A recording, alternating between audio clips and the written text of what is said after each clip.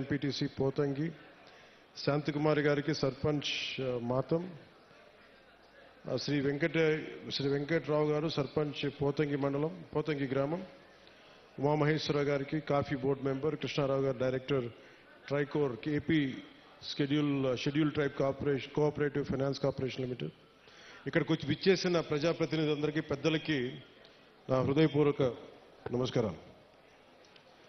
దాకా 3 నెలల క్రితం నేను చెప్పాను, మళ్ళీ ఇంకొకసారి మన రోడ్ల గురించి మళ్ళీ ఇంకొకసారి వస్తానని చెప్పి ఆ మాటను నిలబెట్టుకునే క్రమంలోనే నేను ఇక్కడికి వచ్చాను మీకోసం.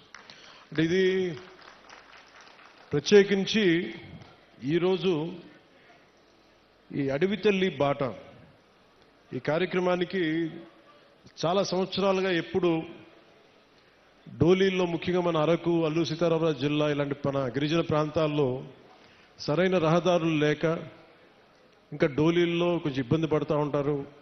రహదారి సౌకర్యం లేదు, డోలీ మోతలు తప్పట్లేదు. గర్భిణీ స్త్రీలకు కానీ ఏదైనా కష్టాల్లో ఉన్నా, ఏదైనా ఎనీ అంటువ్యాధులు కలరా లాంటివి వచ్చినా కానీ ఇవన్నీ చూసి మనకి ప్రత్యేకంగా రోడ్లు ఉండాలి. 100-150 మంది జనం ఉన్నా కానీ 500 మంది లోపు జనం ఉన్నా కానీ ముందు మనం రీచ్ అవ్వాలి, వాళ్ళకి రోడ్లు వేయాలి అనేది గౌరవ ప్రధానమంత్రి శ్రీ నరేంద్ర మోదీ గారు దీన్ని జన్మన్ కార్యక్రమం కింద తీసుకొచ్చారు. ఇది గ్రామీణ సడక్ యోజన కింద. ఇది రోడ్లు ఇబ్బంది పడుతున్నాం అని చెప్పి మనకు నిధులు లేని సమయంలో గత ప్రభుత్వం ఏం చేస్తుందో తెలుసు, ఆ నిధులన్నీ అడ్డగోలుగా వాడేస్తే రోడ్లు వేయలేకపోయారు. అలాంటి పరిస్థితుల్లో నేను గౌరవ ముఖ్యమంత్రి శ్రీ నారా చంద్రబాబు నాయుడు గారి దగ్గరికి వెళ్ళి ముఖ్యంగా మన అల్లూరు సీతారామరాజు జిల్లా, అలాగే మన పార్వతీపురం, మన్యం ప్రాంతం, వీటి గురించి మాట్లాడుతూ ఇక్కడ గిరిజన కుటుంబాలకు కానీ, గిరిజన సోదరులకు కానీ, కుటుంబాలకు చాలా ఇబ్బందులు ఉన్నాయి, రోడ్లు కావాలి.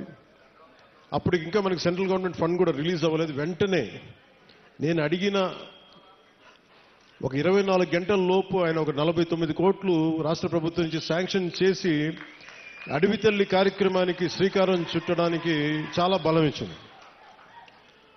సో మనస్ఫూర్తిగా గౌరవ ముఖ్యమంత్రి శ్రీ నారా చంద్రబాబు నాయుడు గారికి నా హృదయపూర్వక ధన్యవాదాలు తెలుపుకున్నాను.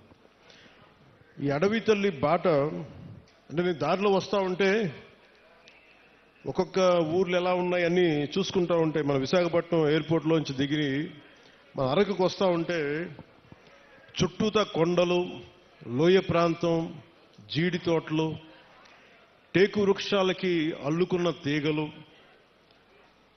మధ్యలో నివాసాలు, రిసార్ట్లు, ఒకవైపేమో ఆకుల్ని రాలిపోతూ మూడి వరిగిన వృక్షాలు ఒకవైపు కనిపిస్తూ ఉంటే, ఇంకోవైపు పచ్చదనంతో చిగురిస్తున్న వృక్షాలు, ఒకవైపు ఆకులు రాలే ఒకవైపు ఉంటే ఇంకోవైపు పచ్చదనంతో వసంతంతో చిగురిస్తున్న వృక్షాలు ఒకవైపు, రహదారికి 2 వైపులా.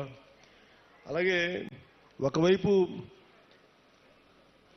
పచ్చటి ఎట్లా ఉన్నాయంటే మన చెట్లు బలంగా రాళ్లకి, రోడ్డుకి ఇరువైపున రాళ్లకి చెట్లు తమ బలమైన వేళ్లతో రహదారికి ఇరువైపులా ఉన్న రాళ్ల మీద పట్టు బిగించి తమ ఉనికిని, బతికే హక్కుని చూపిస్తున్నాయి. అంటే అడవి తల్లి ఎంత బలమైందంటే, అడవిని నమ్ముకుంటే మనకి బొవ్వ పెడద్ది, నీడనిస్తుంది, ఆధారం ఇస్తుంది.